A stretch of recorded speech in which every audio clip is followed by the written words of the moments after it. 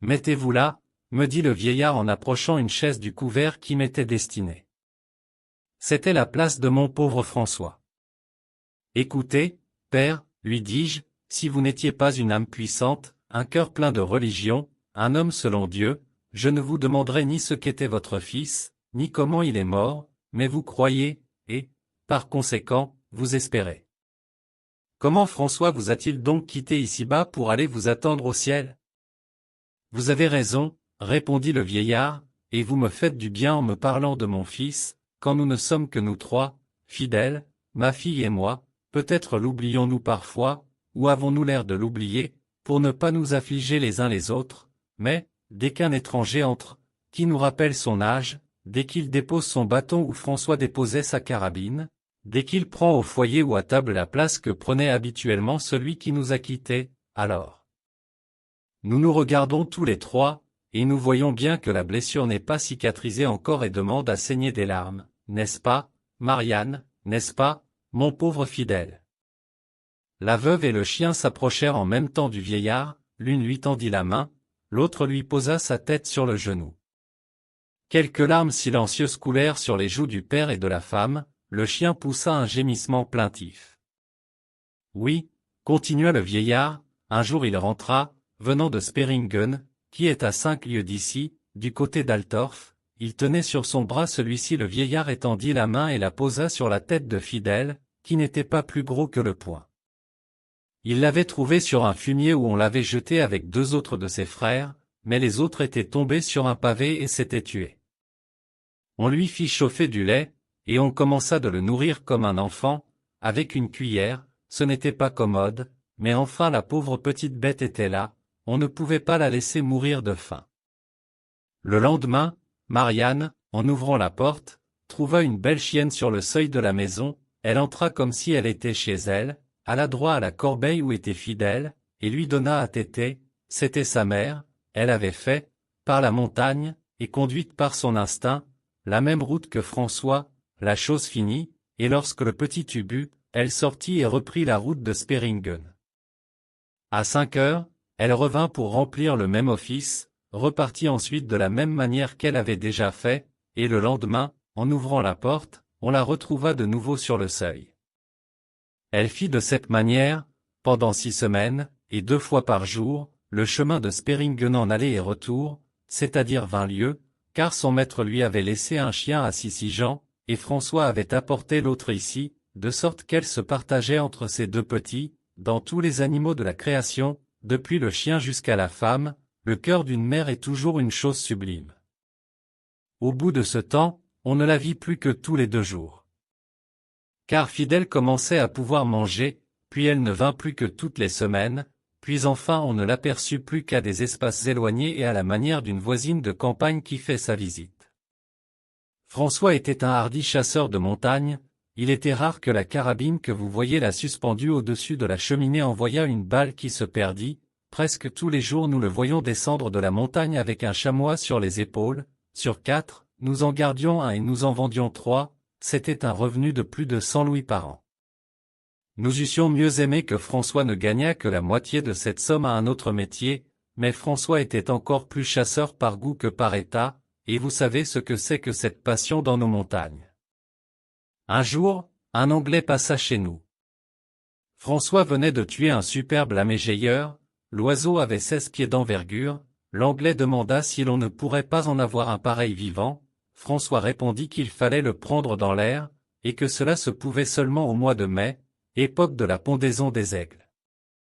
L'Anglais offrit 12 louis de 2 aiglons, tira l'adresse d'un négociant de Genève qui était en correspondance avec lui, et qui se chargerait de les lui faire passer, donna à François 2 louis d'art, et lui dit que son correspondant lui remettrait le reste de la somme contre les 2 aiglots. Nous avions oublié, Marianne et moi, la visite de l'Anglais, lorsqu'au printemps d'ensuite François nous dit un soir en rentrant. À propos, j'ai trouvé un nid d'aigle. Nous tressaillîmes tous deux, Marianne et moi, et cependant c'était une chose bien simple qu'il nous disait, et il nous l'avait déjà dite bien souvent. Où cela? Lui demandai-je. Dans le Frona-LP. Le vieillard étendit le bras vers la fenêtre. C'est, dit-il, cette grande montagne à la tête neigeuse que vous apercevez d'ici. Je fis de la tête signe que je la voyais. 3 jours après, François sortit comme d'habitude avec sa carabine. Je l'accompagnai pendant une centaine de pas, car j'allais moi-même à Zug, et je ne devais revenir que le lendemain. Marianne nous regardait aller tous les deux, François l'aperçut sur le pas de la porte, lui fit de la main un signe d'adieu, lui cria à se seoir et s'enfonça dans le bois de sapin, jusqu'à la lisière duquel nous avons été aujourd'hui. Le soir vint sans que François reparût, mais cela n'inquiéta pas trop Marianne, parce qu'il arrivait souvent que François couchât dans la montagne. « Pardon, mon père, pardon, vous vous trompez, » interrompit la veuve, chaque fois que François tardait, j'étais fort tourmenté, et ce soir-là, comme si j'avais eu des pressentiments, j'étais plus tourmenté encore que d'habitude. D'ailleurs, j'étais seul, vous n'étiez pas là pour me rassurer, Fidèle, que François n'avait point emmené, était parti dans la journée pour rejoindre son maître, il était tombé de la neige vers la brune, le vent était froid et triste, je regardais dans le foyer des flammes bleuâtres pareilles à ces feux follets qui courent dans les cimetières. Je frissonnais à chaque instant, j'avais peur, et je ne savais de quoi. Les béhuffes étaient tourmentés dans l'étable, et mugissaient tristement comme lorsqu'il y a un loup qui rôde dans la montagne. Tout à coup j'entendis quelque chose éclater derrière moi, c'était cette petite glace que vous nous aviez donnée le jour de notre mariage, et qui se brisait toute seule comme vous la voyez encore aujourd'hui. Je me levai et j'allais me mettre à genoux devant le crucifix, j'avais commencé de prier à peine, que je crus entendre dans la montagne le hurlement d'un chien qui se lamentait, je me levai toute droite, je sentis courir un frisson par tout mon corps. En ce moment, le Christ, mal attaché, tomba et brisa un de ses bras d'ivoire, je me baissai pour le ramasser, mais j'entendis un second hurlement plus rapproché, je laissai le Christ à terre, et ce fut un sacrilège, sans doute, mais j'avais cru reconnaître la voix de Fidèle. Je courus à la porte, la main sur la clé, n'osant pas ouvrir, les yeux fixés sur cette croix de bois noir, où il ne restait plus que la tête de mort et les 2 os, ce n'était plus un signe d'espérance, c'était un symbole de mort. J'étais ainsi, tremblante et glacée, lorsqu'un violent coup de vent ouvrit la fenêtre et éteignit la lampe. Je fis un pas pour aller fermer cette fenêtre et rallumer cette lampe, mais au même instant un 3e hurlement retentit à la porte même, je m'élançai, je l'ouvris, c'était Fidèle tout seul. Il sauta après moi comme d'habitude, mais au lieu de me caresser, il me prit par ma robe et me tira.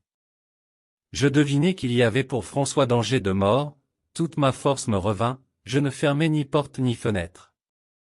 Je m'élançai dehors, Fidèle marcha devant moi, je suivis. Au bout d'1 heure, je n'avais plus de souliers, mes vêtements étaient en lambeaux, le sang coulait de ma figure et de mes mains, je marchais pieds nus sur la neige, sur les épines, sur les cailloux, je ne sentais rien. De temps en temps j'avais envie de crier à François que j'arrivais à son secours, mais je ne pouvais pas, ou plutôt je n'osais pas.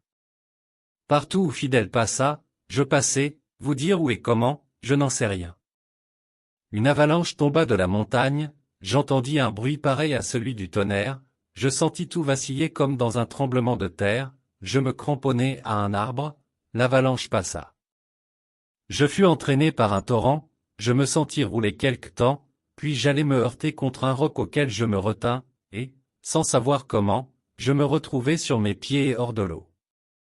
Je vis briller les yeux d'un loup dans un buisson qui se trouvait sur ma route, je marchai droit au buisson, sentant que j'étranglerais l'animal s'il osait m'attaquer, le loup eut peur et prit la fuite.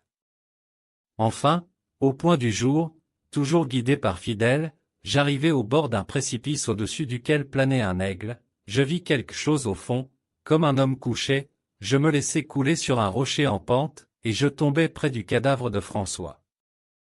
Le premier moment fut tout à la douleur, je ne cherchais pas comment il s'était tué, je me couchai sur lui, je tâtai son cœur, ses mains, sa figure, tout était froid, tout était mort, je crus que j'allais mourir aussi, mais je pus pleurer. Je ne sais combien de temps je restai ainsi, enfin je levai la tête et je regardai autour de moi.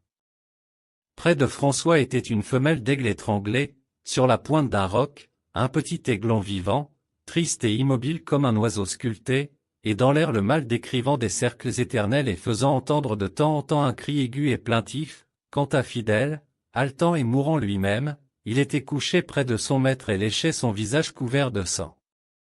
François avait été surpris par le père et la mère, attaqués par eux au moment, sans doute, où il venait de s'emparer de leur petit, et forcé de détacher ses mains du roc à pic contre lequel il gravissait, il était tombé étranglant celui des deux aigles qui s'étaient abattus sur lui, et dont les serres étaient encore marquées sur son épaule.